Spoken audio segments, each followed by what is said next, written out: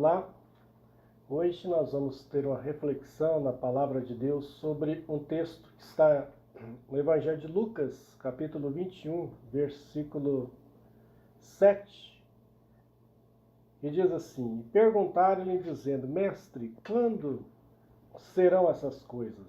E que sinal haverá quando isso acontecer? Esse texto na Bíblia Sagrada, ele é semelhante a outras duas passagens da Bíblia. Mateus capítulo 24, Marcos capítulo 13 e Lucas capítulo 21, são 3 capítulos nos evangelhos sinóticos, chamados sinóticos, né? Marcos, Lucas e João, que são evangelhos parecidos. O evangelho de João já mostra outras passagens, diferente dos outros 3. Mas nesses 3 evangelhos, nesses 3 capítulos, Jesus fala sobre sinais da sua volta, quando fosse ocorrer a sua segunda vinda. Então, Mateus 24, Marcos 13 e Lucas 21. O assunto começa quando eles mostram a construção do templo de Herodes, para Jesus. Construção monumental. Há historiadores que dizem que o templo de Herodes era maior e mais magnífico que o de Salomão. Eles então, mostrando o desenho, a arquitetura dele, a beleza do templo para Jesus, perguntam, olha mestre, quão bonito esse templo. Então Jesus diz, olha, em verdade eu vos digo que não ficará aqui pedra sobre pedra que não seja derribada. Então esse assunto puxa outro, e os discípulos começam a perguntar, então que sinal vai haver quando for acontecer, essas coisas? E aí Jesus começa a falar de vários sinais. Ele começa a falar de eventos que ocorreriam em algum momento na história, como ocorreu, que foi a destruição do templo no ano 70. Mas aí depois ele fala de outros sinais que ocorreriam bem para frente, não naquela época. Ele começa a falar que quando ele voltasse outra vez, haveria alguns sinais, assim como quando vai chover, a gente vê o sinal de chuva, formação de nuvens, mudança de direção do vento. Quando fosse ocorrer a sua segunda vinda, alguns sinais ocorreriam na humanidade, como um todo, no mundo. Então ele fala do primeiro sinal. O primeiro sinal é o sinal do engano. Ele diz, olha, acautelai-vos que ninguém vos engane, porque muitos virão em meu nome dizendo, eu sou Cristo, e enganarão a muitos, e surgirão falsos cristos e falsos profetas. Esse é o primeiro sinal, o sinal do engano. Depois ele fala que ocorreriam também eventos de natureza de guerras, políticos. Ele fala, nação se levantará contra nação, reino contra reino, e ouvireis falar de guerras e de rumores de guerras. É outro sinal. Ele fala também de eventos, que envolvem também fatores, naturais. Ele fala, vocês vão ouvir falar de terremotos também em vários lugares. E aqui em Lucas ele usa uma expressão que só está em Lucas. Ele diz também que surgiriam epidemias. Lá em Mateus e Marcos usa outras expressões, Mas em Lucas ele usa essa palavra epidemia. E ele fala também sobre o esfriamento do amor. Depois ele fala sobre falta de fé. Ele diz, o amor se esfriará de quase todos. E quando o Filho do Homem voltar à terra, porventura achará fé na terra.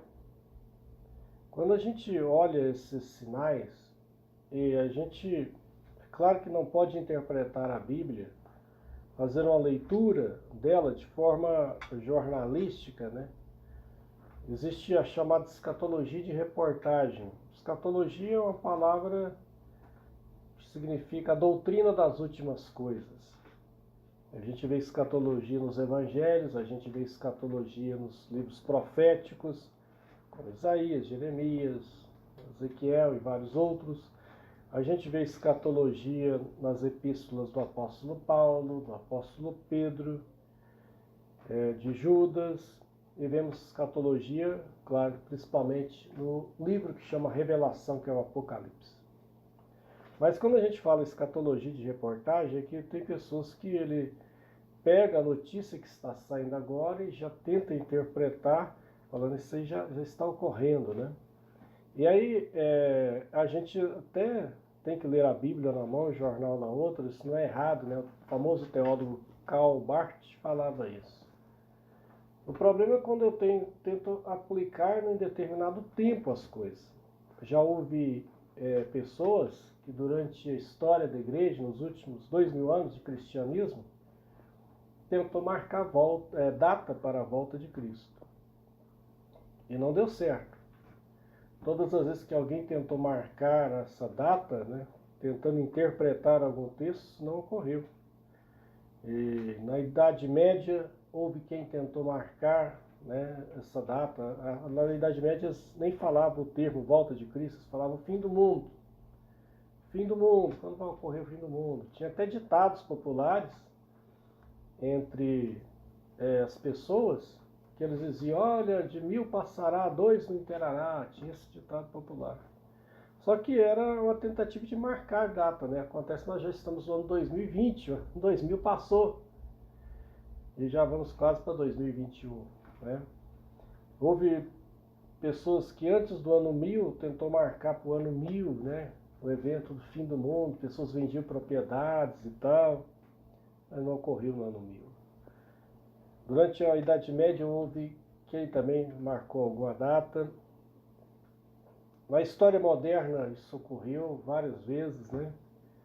Nos Estados Unidos, em 1843, mais de 100 mil pessoas se reuniram acreditando que alguém interpretou as profecias de Daniel com Ezequiel e entendeu que a volta de Cristo seria em 1843, depois 1844. Houve quem marcou o início do milênio na Terra para o ano de 1914, mas foi uma data tão infeliz que, em vez de ocorrer o milênio na Terra, estourou, foi a Primeira Guerra Mundial, deu tudo errado. E outras datas foram surgindo, né? Quando foi chegando perto do ano 2000, mais datas. 1988, outra data, né? Quando Israel se torna nação novamente, em 1948, muitos cristãos começaram a aplicar aquele texto de não passará essa geração e considerou como 40 anos, jogou 1948 mais 40, 1988, então achava que a volta de Cristo seria em 1988, não ocorreu. Depois teve pessoas que marcaram para o ano 2000, né? E outros em 93 que falaram, não, se tem que haver 7 anos de tribulação, acreditando que a tribulação vai ser um período de 7 anos, mas isso é uma linha de interpretação. Então ele tirou menos 7 e falou, vem no ano 2000. No ano 2000 também não ocorreu. Por que nenhuma dessas datas nunca deu certo? E se alguém marcar outra, não vai dar. Porque o Senhor Jesus diz o seguinte aos seus discípulos, acerca daquele dia e hora, ninguém sabe, nem os anjos do céu, nem o Filho, mas unicamente meu Pai que está no céu. Céu que está na agenda de Deus, não está disponível aos seres humanos. A única coisa que é pedido dos discípulos de Jesus é que vigiem, né, esteja em vigilância, não se envolva, né, com as coisas desse mundo, estejam vigilantes, porque a vinda do Filho do Homem, disse Jesus, será como um ladrão na noite, que ninguém espera e que ele vem. Então será como inesperada. Mas ele falou, vocês podem sim ter uma noção pelos sinais que iriam ocorrer. O primeiro deles é o engano, né? E a gente já viu muitos enganos no decorrer dos séculos. Atualmente a gente vê muita gente enganando também, usando o nome de Deus, usando o nome de Jesus, usando o nome de cristão e enganando, né? Surgindo falsos profetas, surgindo pessoas que prometem aquilo que Deus não prometeu, que falam aquilo que Deus não falou. E se alguém fala o que Deus não falou, se alguém fala o que algo que não cumpre, então não tem outro nome para essa pessoa a não ser falso profeta. A gente também vê conflitos, né? Muitos conflitos políticos. Os conflitos que existem hoje no mundo não são apenas aqueles que são mostrados nos jornais. Existem muitos conflitos ocorrendo em muitos países que não são mostrados nos jornais. Existem muitos conflitos ocorrendo hoje e nem todos são divulgados. Entre nações, existe também o esfriamento do amor, né, que a gente vê, né? O amor em todos os sentidos.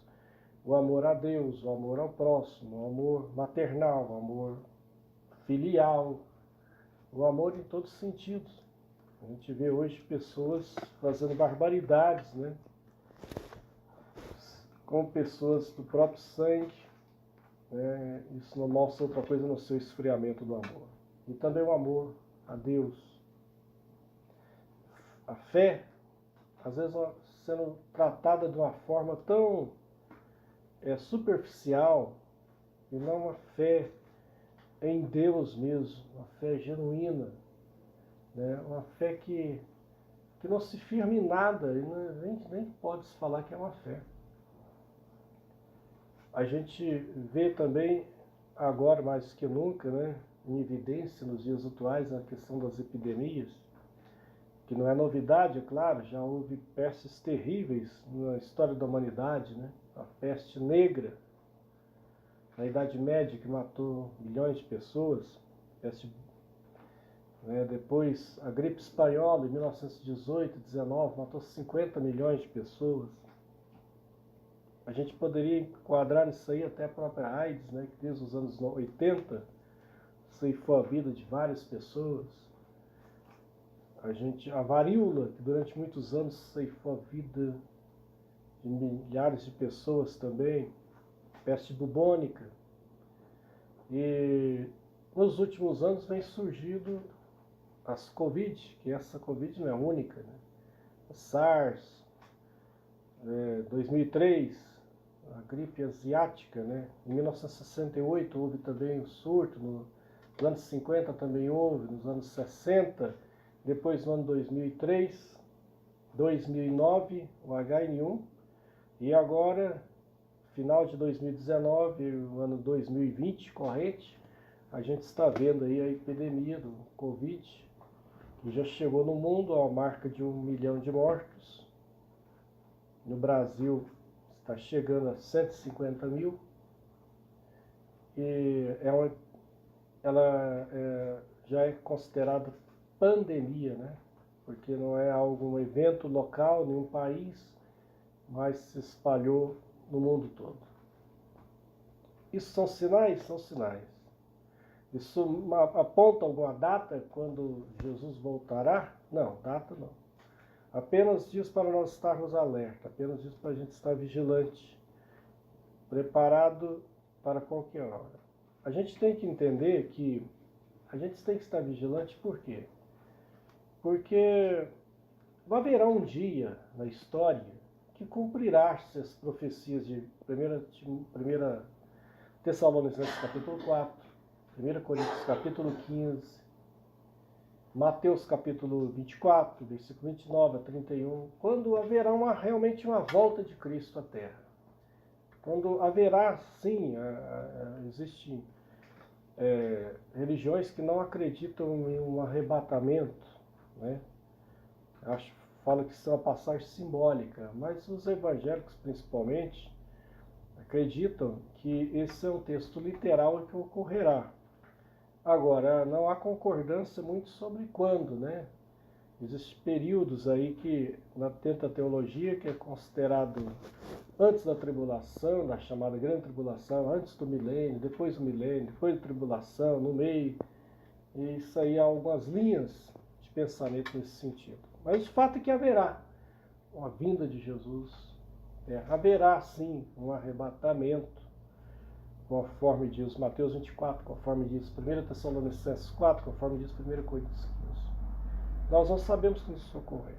Mas independente disso, apesar que um dia haverá uma volta de Cristo à Terra, em um certo sentido, para muitas pessoas no mundo, todo dia Jesus vem para eles todo dia. Como assim? É aqueles que são mortos, é aqueles que morrem, é aqueles que são levados, aqueles que vão, né, já ao encontro de Jesus, com aquela certeza no peito, né, de que é um filho de Deus. Para essas pessoas, Jesus já veio.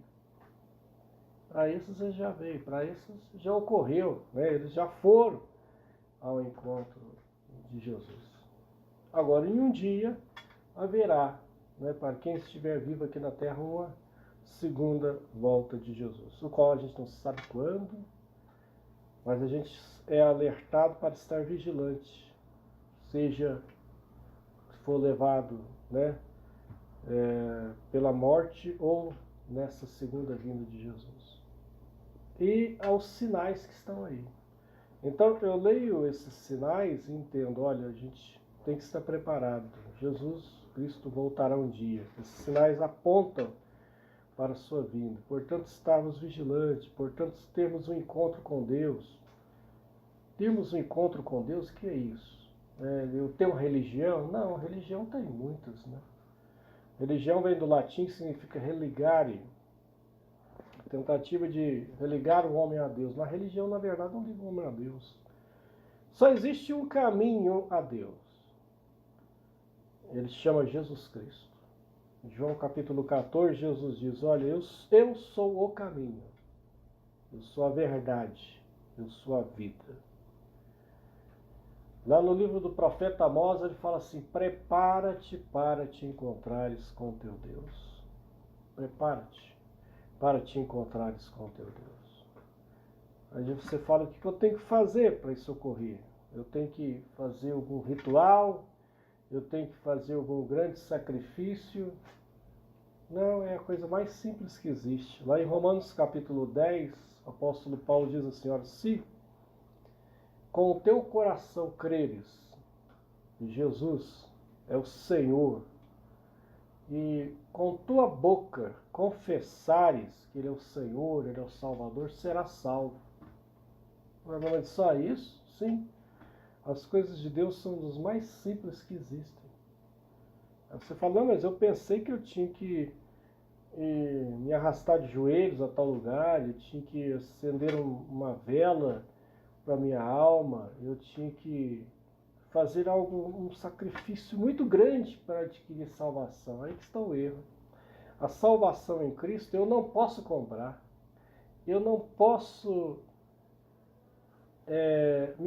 com sacrifício nenhum, garantir ela. O sacrifício já foi feito, e foi feito por Jesus Cristo na cruz. Eu só tenho que confiar, aceitar, né? O sacrifício foi feito, o preço foi pago. Um preço muito caro.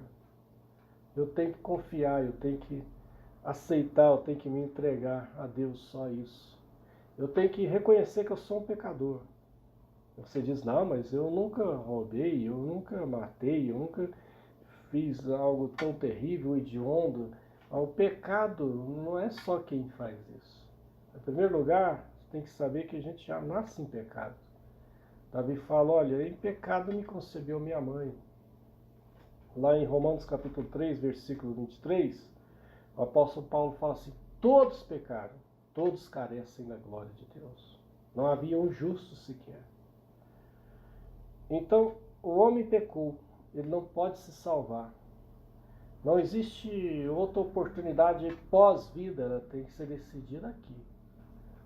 E não é algo que eu posso fazer, não é pelas minhas obras, muito embora que as minhas obras são importantes, muitas vezes elas demonstram meu caráter cristão, muitas vezes elas até demonstram minha fé, mas elas não garantem a minha salvação. A salvação é de graça, Efésios 3:10, né? Pela graça sois salvos, isso não vem de vós, é dom de Deus. Graça significa favor imerecido, é algo que eu não merecia, mas eu recebi de graça por Cristo. Eu só tenho que crer, eu só tenho que confiar, é isso que me liberta, é isso que me salva, é isso que me dá paz, eu crer, eu aceitar isso. Eu não posso, mas Jesus pode. E Ele fez isso por mim e agora eu só tenho que aceitar. É muito simples, a gente às vezes vê alguns programas de televisão que é lamentável, né? Porque às vezes só fala o nome de instituições religiosas, às vezes só vende um produto, e às vezes não fala o principal, que é falar o amor de Deus, é falar que Deus estava em Cristo reconciliando consigo o mundo, que agora não há barganhas a fazer com Deus, que tudo está pago, que eu agora já estou guardado nele, né, em Cristo Jesus. Essa certeza é importante porque quando Jesus fala vigiai, porque não sabeis quando virá o Filho do Homem, eu tenho que ter essa certeza. Seja o encontro nosso com Cristo for através da morte, ou o encontro com Cristo for na sua segunda vinda, quando Ele vier, e a gente não sabe quando será isso. É isso que Jesus fala, vigiai, estar preparados, vocês não sabem quando o Filho do Homem voltará. Eu encerro dizendo que quando Jesus estava na cruz, havia mais duas pessoas com ele, em duas cruzes, uma à direita e uma à esquerda. E o que estava à esquerda falou, olha, se você é filho de Deus, desce da cruz e nos salva a nós e a ti mesmo. O que estava à direita falou, olha, você não sabe o que diz, porque nós realmente estamos aqui porque merecemos, mas ele é um justo, ele não merece nada disso. E olhando para Jesus, falou, Senhor, lembra-te de mim quando entrares no teu reino. E Jesus se vira para ele e diz, hoje mesmo estarás comigo no paraíso.